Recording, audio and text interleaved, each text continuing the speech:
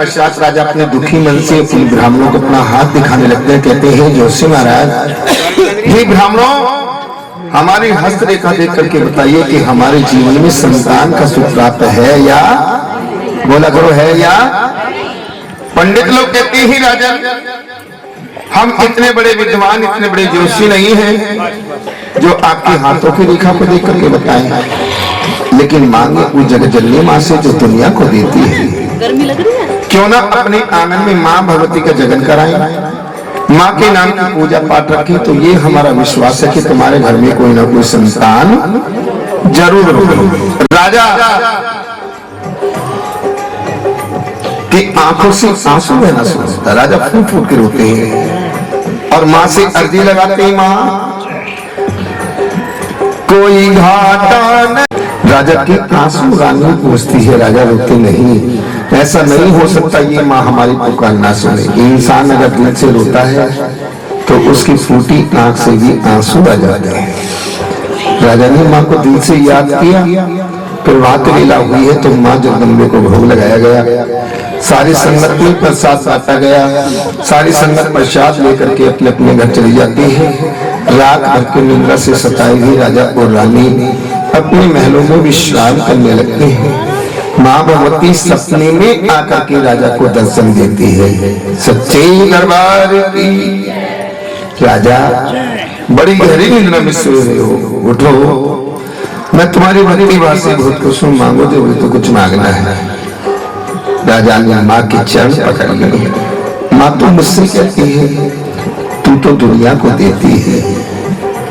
राजा के नसीब में कोई संतान नहीं थी, लेकिन भक्ति भाव करने से कल्याण हो जाता है। भक्ति भावना को देख के मैया रानी को दया आ गई और माँ ने खुश होकर के राजा को दो संतान का वचन दे दिया। जयकारा माँ झंडे वाली का, बोल सच्चे दरबार की जय। संतान कहा जाता है लड़के को, उप संतान कहा जाता है कन्या को। राजा ये भी नहीं कह पाए कि माँ बेटी क्यों, बेटा क्यों नहीं। राजा का सपना टूट जाता है। सारा हाल सपने का रानी को बताते हैं तो रानी बड़ी खुश होती है। कुछ दिन के बाद माँ की कृपा होती है, राजा की यहाँ पहली कन्या जन्म लेती है। जयकारा शेरावाली का, बोल सच्चे 10वें महीने। हाजी राजी, चलो भोजन गए, आगे चल गए। सच्चे दरबार की सांवले रंग की कन्या ने जन्म लिया। राजा सोच लगे कोई बात नहीं, बेटा नहीं तो बेटी का बाप। जैसे मैंने पहली कन्या का नामकरण कराया, इसका भी कुछ सुंदर सा नाम रखवाऊंगा। ब्राह्मण आते ही पत्र खोलते हैं तो उस कन्या को दोष लगा मिलता है, श्राप लगा मिलता है। और दोष श्राप किसी दुकान पे नहीं मिलता। जो धार्मिक कार्य में इधर उधर के विघ्न डालते हैं या बाधा डालते हैं, इधर उधर की बातें करता है, उसको बजा पाने के कुछ दोष लग जाता है। पंडित लोग शांत होकर के बैठ गए। राजा स्पष्ट कहते हैं, ब्राह्मणों अरे कैसे शांत लगा के बैठ गए हो, जैसे आपने पहली कन्या का नामकरण कराया है, इसका भी कुछ सुंदर सा नाम रखो। कहते महाराज कान खोल कर सुनो इरादा। राजा कहते हैं, ब्राह्मणों क्या कह रहे हो? एक राजा की कन्या होते हुए नीच जाति में जाकर के अपने जीवन को क्यों व्यतीत करेगी? माँ भगवती की कृपा से सब कुछ भंडार भरा हुआ है। कहती राजा ये बात हम नहीं कह रही, ये पत्र बोला है। अगर इस कन्या के बारे में जानना चाहते हो तो हम इस कन्या के पूरे 3 जन्मों की कहानी बताते हैं। राजा सुनो, इस कन्या ने क्या किया है, कैसे इसको दोष श्राप लगा है। आज भी एक पुस्तक आती है जिसका नाम लघु संगीता है, जो उसको कंटेस्ट कर लेता है जन्म की बात का पिछले 3 जन्मों का हाल बताएगा। क्योंकि ये ज्योतिष कार्यालय जो चल रहे हैं, इस पुस्तक के आधार से हम लोगों को बताया जाता है। बोले सच्चे सच्चे सुनो राजा। एक दिन लोमस ऋषि आ जाते हैं, किसी कारण से दोनों अप्सराएं अपने घर के कार्य में जुट जाती है। राजा इंद्र के यहाँ नृत्य कला दिखाने नहीं आ पाते हैं, नाचने गाने नहीं आते हैं। लोमस ऋषि अपने को अपमानी समझकर कहते हैं, अप्सराओं तुम तुम्हें अपनी नृत्य कला पे इतना घमंड हो चुका है, जो भी इल प्रश्न में आता है उसका स्वागत किया जाता है, लेकिन आज हम आए हैं तो हमारे स्वागत में नृत्य कला नहीं हुई है, ना परिणाम किया है। आपका आंख खुल गई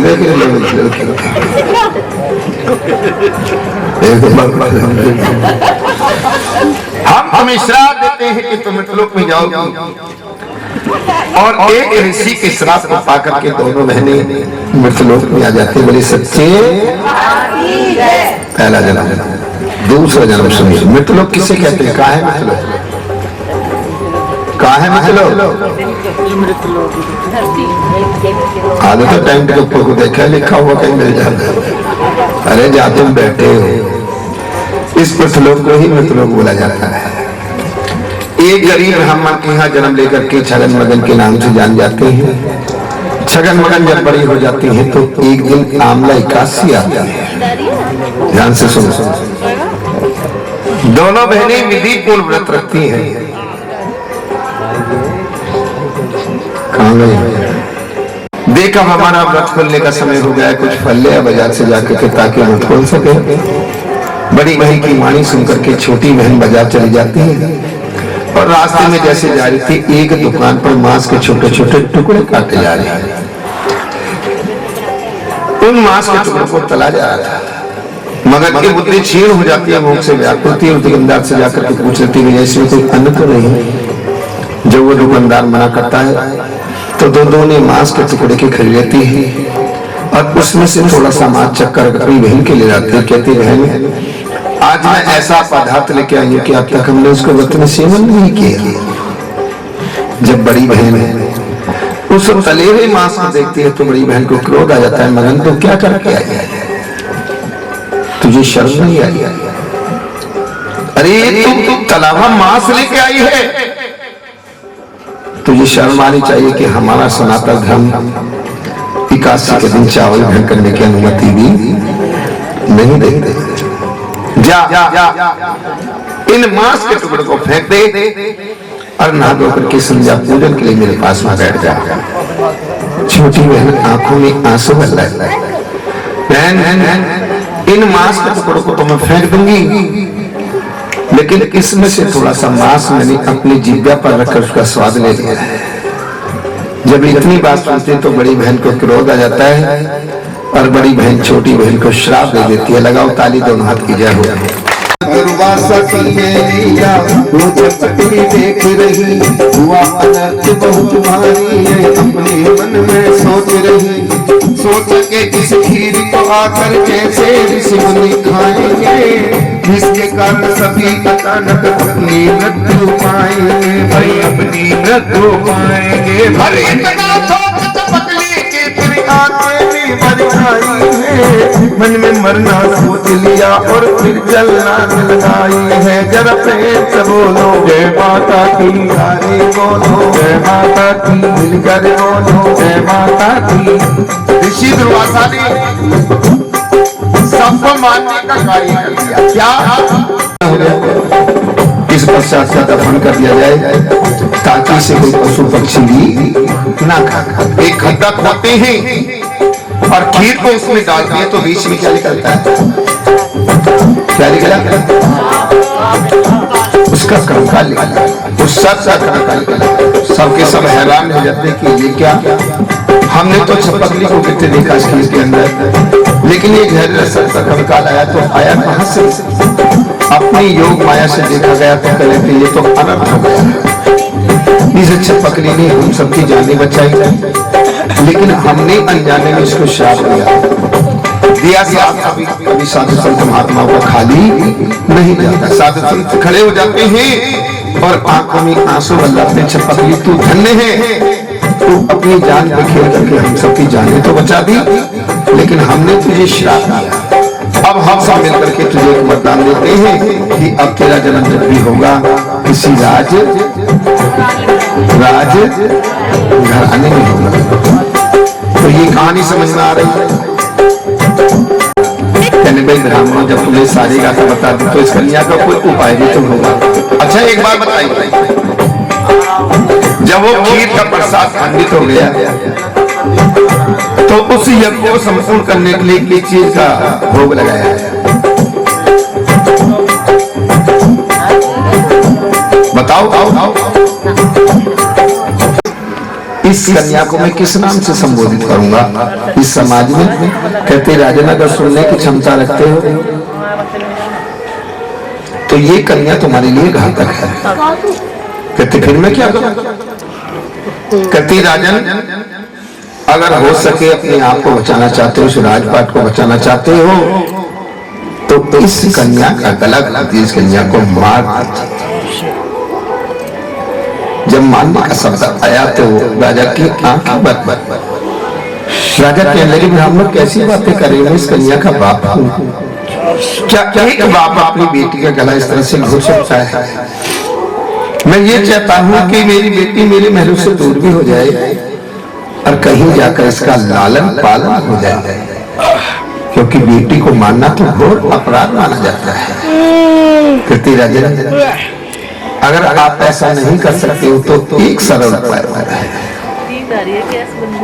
इस बेटी को पढ़ा लिखा के बड़ा भी तो करो। एक समय ऐसा आता है बेटी अमीर की है या गरीब की है, जब बेटी शादी हो जाती है तो वही पिता अपनी बेटी का कन्यादान करके उस बेटी को खुशी खुशी अपने घर से उसकी टोली को विदा किया जाता है।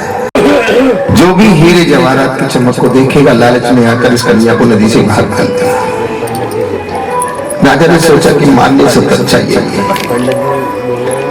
आज मैं ये सोच लूंगा ये संदूक नहीं, तो अपनी बेटी को हमेशा हमेशा के लिए अपने घर से विदा कर। राजा ने हीरे जवाहरात से उसको बक्से को जलवाया है। उस नन्ही सी जान को लेकर के जैसे ही उसमें मखमली चादर बिछा रहे हैं तो राजा चारों तरफ से हाथ पे खड़ा के देख रहे हैं कि मेरी बेटी की गात में कोई कील ना छूट जाए। रानी की गोदी से कन्या को छीना है। रानी कहती है स्वामी कहाँ ले जाएगा? मान के ले जाए इस बच्चे को। इसलिए क्या भी आ रहा है जो 2 वक्त का गिलास इसके मुंह में नहीं दिया, तुम इसको मारने के लिए जा रहे हो। अरे याद करो उस दिन को जिनकी औलाद के लिए रोते थे, मंदिरों में पूजा पाठ करते थे। आज बेटी नहीं, 2 बेटी नहीं, बेटा नहीं 2 बेटी ने जन्म दिया है तो तुम इसको विदा कर रहे हो, मांगने के लिए जा रहे हो। राजा की आंखें छलक आई, कन्या को छीना है और उस बक्से में लिटाया। बक्से को बंद किया, थोड़ी दूर चले तो राजा की खिड़की बंद गई। राजा सोचने लगे कि तुम आज घोर पाप करने के लिए जा रहा है, बेटी को मारने के लिए जा रहा है। ब्राह्मण समझाते ही राजा रोते नहीं, बेटी का धन तो पराया होता है, एक न एक दिन इसको जाना ही पड़ता है। अगर यही हाल आना आपका कुछ नहीं मिलने वाला समझ। तो राजा की खिड़की बंद है। राजा सोच रहे हैं कि आप तो पाप करने के लिए जा रहे हैं, घोर पाप करने के लिए। ब्राह्मण कहते हैं राजा सायकाल हो रही है, इस बक्से को पानी में भाइया नदी बक्से को अपने सर से उतारा और जैसे ही उस पानी में उस बक्से को छोड़ा है तो वो एक तरफ से बक्सा डूबना शुरू हो गया। राजा का दिल दहल गया। राजा दौड़ के गए हैं, हाथ लगाया है इस बक्से में तो उस बक्से में उस कन्या के रोने की आवाज आई। राजा सोच लगे एक बार अपनी बेटी की सूरत को देखे, ये जीवित रहे या ना रहे। बक्से को खोल लिया और उस नन्ही सी जान ने अपने पिता की उंगली पकड़ ली। राजा को बेटी को मेरी बेटी मुझसे कुछ कहना चाहती है और वो कन्या क्या कह रही है, पिता तुम्हें सब बाप है। दुनिया औलाद पालती है लेकिन आज तुम भी मुझे मिटाने के लिए जा रहे हो। सोचा था कि राजा की यहाँ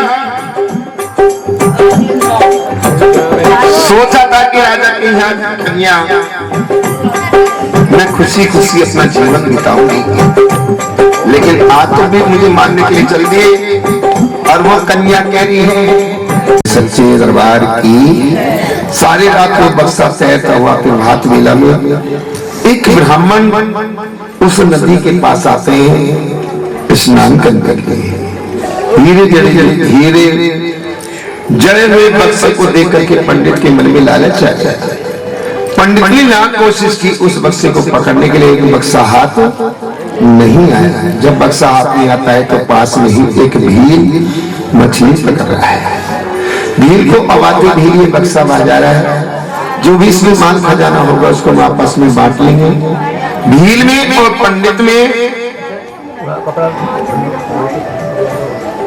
एक वादा था, जितना धन इस बक्से के ऊपर ये तो मेरा और अंदर का माल तेरा। इस वादे पे भी नदी में कूद गया। बक्से को पकड़ के लेके आया। बक्से को जब खोल के देखा गया, वो सामने रंग की कन्या अपना दाहिना पैर का अंगूठा चूस रही थी। जोर से कहिए जय माता। लेकिन भील की आंखें भी उस कन्या को देख रही है। क्यों? क्योंकि भील की भी कोई संतान नहीं है। भील सोच रहा था कि पंडित मुझे हीरे जवाहरात ना देकर के इस कन्या को मेरे हवाले कर दे तो मेरा नाम चल जाए। भील के मन की बात जान लेते हैं और कुछ मोहरे सबकी देकर के उस कन्या को उसके हवाले कर दिया जाता है।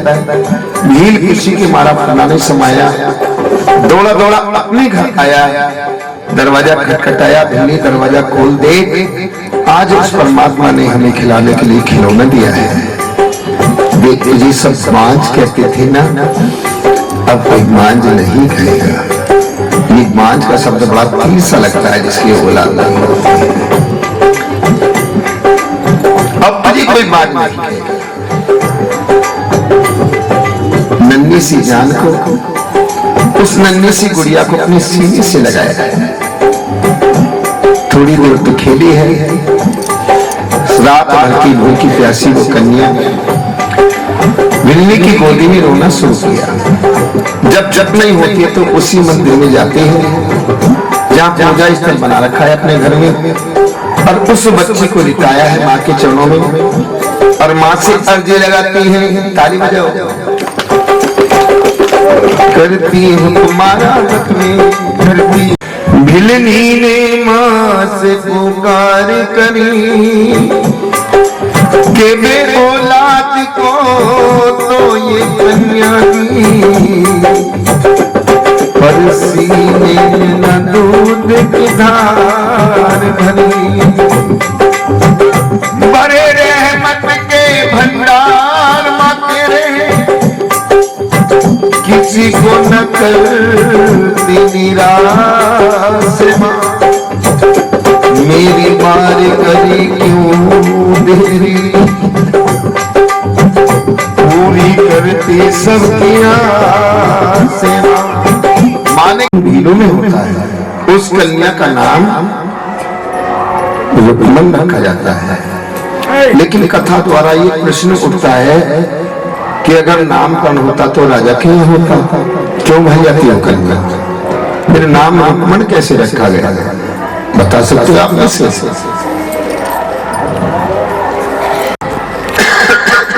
तो एक दिन की बात, रुक्मन की माँ कहती है रुको के पिता आपकी पुत्री शादी हो गई, इसके लिए अच्छा सा अगर अच्छा सा बतलाश कीजिए। 2-4 दिन के बाद भील अपनी पुत्री के मर के निकल गया और पास में ही एक अवध नगरी पड़ी। रुक्मणी का रिश्ता पक्का हो जाता है। बोले सच्चे दरबार की। अब ना उठ रहे हाथ इनके भी आधे तो नींद में दुकानदार का तू ही कर दे, सारी रात होगा इनका ड्रामा। सच्चे दरबार की। कहाँ छोड़ी मैंने कथा? कन्यादान हुआ है। तो देखिए ये आप लोग साड़ी चलाते हैं, बिछुए चलाते हैं, पायल चलाते हैं, ये सोच के दान कभी मत करना कि मंडली वाले की घरवाली इनको पहरेंगे। जिस मंडली वाले ने ये दान खाया उसका दीन भी बुरा हुआ है, क्योंकि सबसे बड़ा दान कन्यादान होता है सच्चे दरबार की। तो एक कन्यादान की साड़ी, हाँ जी देखिए कन्यादान हुआ है, समय समय की बात है। एक राजा की कन्या का कन्यादान कहाँ हो रहा है? बूढ़ी लोग हो रहा है। लेकिन कन्यादान होने के बाद एक जिम्मेवारी माँ बाप की रह जाती है। कौन सी जिम्मेवारी? विदाई। कुछ आदमी को पता है, लेकिन कुछ आदमी तो आज कन्यादान। अच्छा एक बात बता दो तुम मुझे, बेटी की शादी के कार्ड किस किस के घर में आते हैं? सबके यहाँ में। बेटी वाला बेटी की शादी में कार्ड ज्यादा क्यों बांटता है?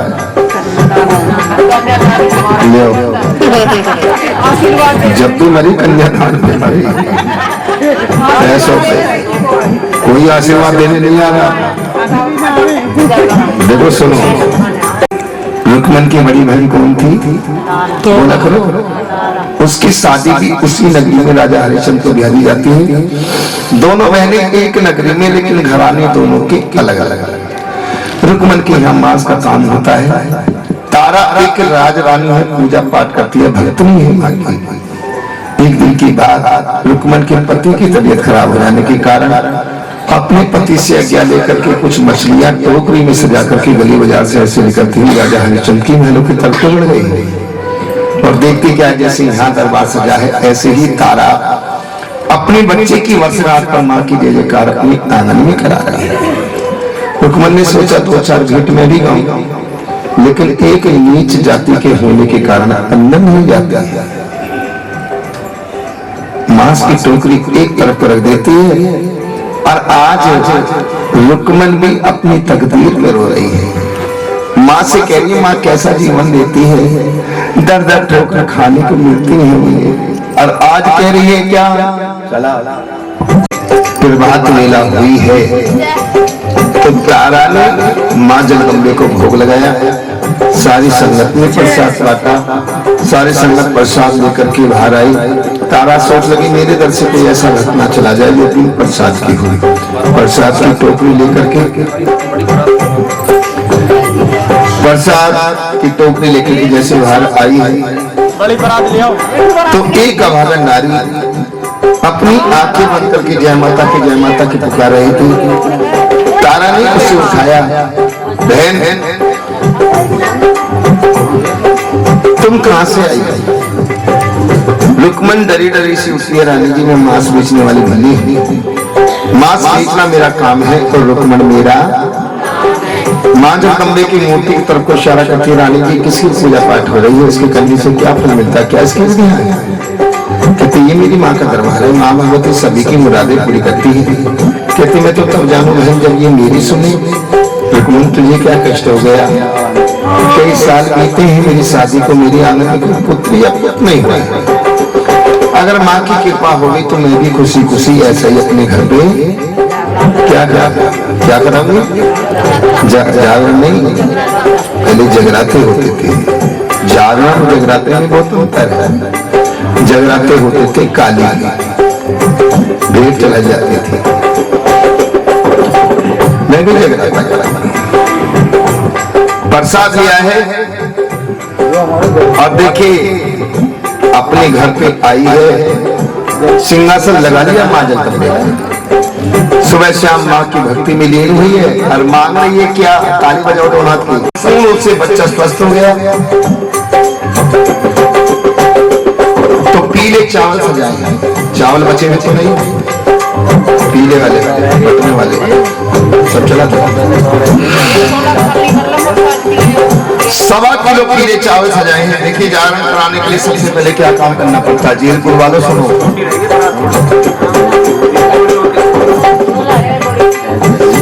1.25 किलो पीले चावल हल्दी रख करके गंगा जल के छींटे लगा करके उनको पीले बनाना, जिसे डल पीले डल बोले जाते हैं। पहले काटने लगते थे, चावलों से ही निमंत्रण दिया जाता है। उसमें कुछ दक्षिणा रख करके दोनों के जोड़े, दो घास लाल रत्न में बांध करके उस भक्त मंडली को पहुंचाना जिससे तुझे जाकर कराना है। तारा ने ऐसा ही किया है। मंदिर में जाती है रुक्मणी, मंदिर में जाती है और कहती है पंडित जी महाराज मेरा बच्चा ठीक हो गया, मेरी यह जगह अता कर दो। आज ब्राह्मण ने मना कर दिया, तू नीच जाति की भैया रुक्मणी क्यों बावली हो रही है? अरे तेरे घर का कौन क्या खाएगा, हम नीचों में भीड़ों में जाकर लेकर ले जाएंगे। दौड़िए तारा के पास, पहले चावल लाने की हथेली पर दी और चरणों में गिर गई। रानी जी सबने मना कर दिया है, मैं इन चावलों को जब तो कोई स्वीकार नहीं करेगा मेरा यहाँ कौन करेगा जय भैया। कहते रुक्मन रो मत, देख अगर सबने मना कर दिया है तो देख मैं करूंगी तेरी जगराता बलि सच्चे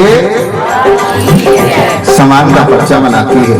उधर राजा हरिशंकर का नायक सारी बातें सुन लेता है और चुगली लगा दे, महाराज आज तुम्हारी रानी भीलों में जाकर करने के लिए जा रही है, भाई ऐसा कोई उपाय बता ताकि आज की रात नींद ना आए, ना नींद आएगी और ना तारा जाएगा। आज राजा ने कठोर पैरा लगवाया है, देखिए कैसे जाती है तारा। ताली बजाइए। मेरे सारे जीवन की एक कमाई थी, मेरा एक लौता बेटा तूने उसके भी छोटे छोटे टुकड़े करवा दिए, तेरी माँ फिर भी नहीं आई। अब कोई माँ तुझे नहीं बचाएगी। अब सबसे पहले मैं तेरी गर्दन को काटूंगा, उसके बाद अपने आप को मिटा डालूंगा। की गर्दन काटी मुझे अजवाने के लिए, 1 लाख घोड़े काट सबको जीवित करूंगी, लेकिन आज के बाद मैं किसी की जीव हत्या को स्वीकार नहीं करूंगी। जिसे मनाना है, जिसको अपने आंगन में बुलाना है, कच्चे नारियल की भेंट चढ़ाया करो, मैं उसी को पुत्र के रूप में स्वीकार कर गई। उसी दिन से माँ के दरबार में उस नारियल की भेंट चढ़ाई जाती है। नारियल को छील के देखे, 2 आंखें एक मुख निकलता है, 3 पिंडे रूप धर क्या माने, और 3 पिंडे में कौन कौन सी माँ? माँ काली, माँ लक्ष्मी और माँ सरस्वती। माँ सबको आशीर्वाद दे रही। तारा रुक्मन की खातिर भी राजा मुझको खेल रचाना था, रुपए 1 लाख बनाना, रुपए 1 लाख बनाना, वर दे दे पहाड़ा बिच रहने वाली, वर दे दे पहाड़ों बिच रहने वाली, बोलिए सच्चे दरबार की जय। लाओ जी लाओ, और किसी की अरदास हो तो जल्दी अर्जी हो जल्दी ने, प्रभात वेला है। मैया हम सब उतारे तेरी आरती, इस जग में बड़ा ही निर्मल नाता, मैया बड़ा ही निर्मल नाता। अरे पूत का पूत सुनी है वरना, पूत का पूत सुने हैं वरना, माता सुने को माता सबकी बिगड़ी बनाने वाली, मन को हंसाने वाली, नैया भंवर से हो मारती ओ मैया हम सब उतारे तेरी आरती। हर नहीं मांगते धन और दौलत, ना चांदी ना सोना, मैया ना चांदी ना सोना। अरे हम तो मांगे माँ तेरे मन में, हम तो मांगे माँ तेरे मन में, एक छोटा सा कोना सबकी बिगड़ी बनाने वाली, राज बचाने वाली, सतियों के सत्य को संभालती। ओ मैया हम सब उतारे तेरी आरती। जगमग जगमग जो जले माँ एक बार तो आजा, मैया एक बार तो आजा, मैया एक बार तो आजा। दास उतारे तेरी आरती, दास उतारे तेरी आरती, आगे करने कमा जारी अम्बे, तू है जगदम्बे काली, जय दुर्गे खप्पर वाली, तेरे ही गुण गाए आरती। ओ मैया हम सब उतारे तेरी आरती। हर अंधों को तू आंखें देती, घोड़ी को दिखाया मैया, घोड़ी को दिखाया मैया, घोड़ी को दिखाया। हर मानव को तू पुत्र देती, मानव को तू पुत्र देती, हर निर्धन को दी माया रे मैया, तू तो है देने वाली, ना जाए घर से खाली भक्तों की। रंबे काली जय दुर्गे खप्पर वाली, तेरे ही घोड़े गाए भारती ओ मैया, हम सब घंटों की हर मैया तेरी जय जयकार।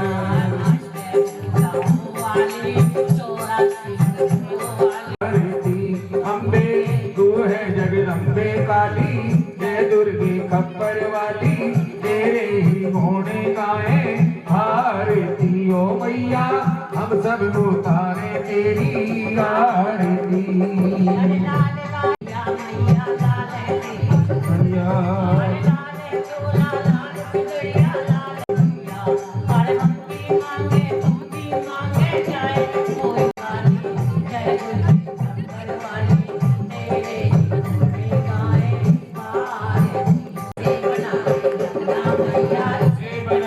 रखना इसे बनाए रखना मैया, इसे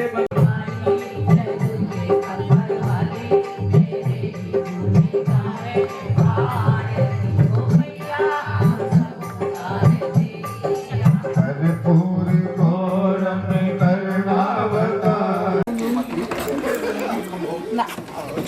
बैठ जाओ, प्रसाद लेके जाइयो।